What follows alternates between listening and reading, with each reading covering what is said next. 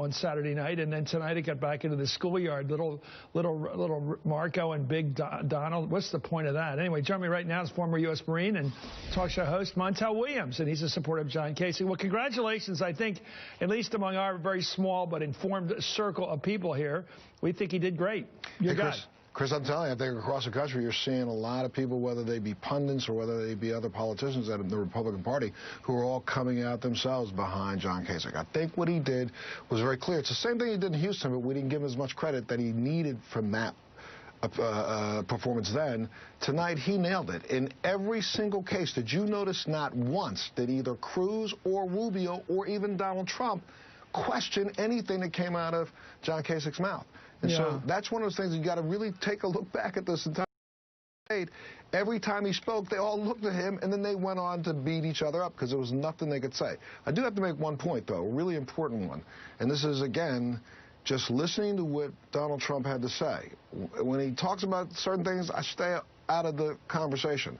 But when he starts saying that he's going to give our U.S. soldiers illegal orders and expect them to follow them, I want him to go back and look at history of things like the My Lai massacre in Vietnam and other times when soldiers were, when they know unequivocally that they have been given an unlawful order, if they follow it, that does not get them out of the cases that he claims he can win, because that's called court-martial and that's called Leavenworth for life.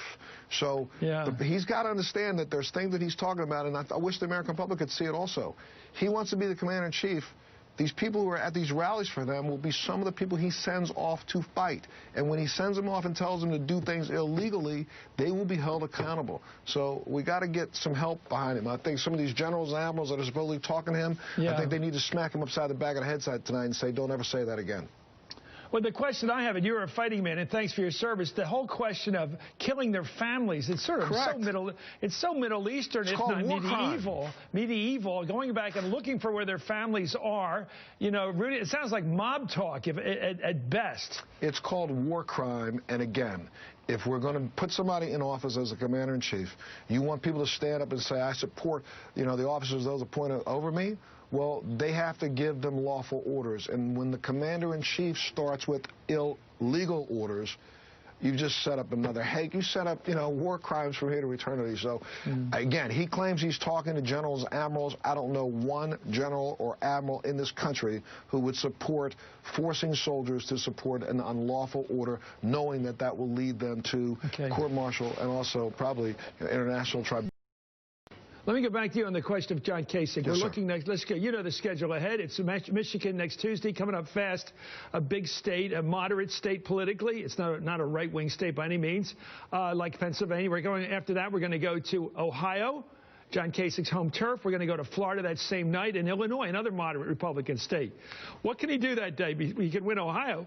Florida, he may not do well in. Ohio, I think he's gotten. And, don't count him out for Michigan. I think people tonight are going to be looking at what he did. They're going to think back on it, and they're going to recognize you had 3 children playing in the corner trying to steal each other's marbles, and you had one person standing in the middle of the playground saying, hey, while they do that, let me explain to you how we're going to put up all the things and get this playground back together again.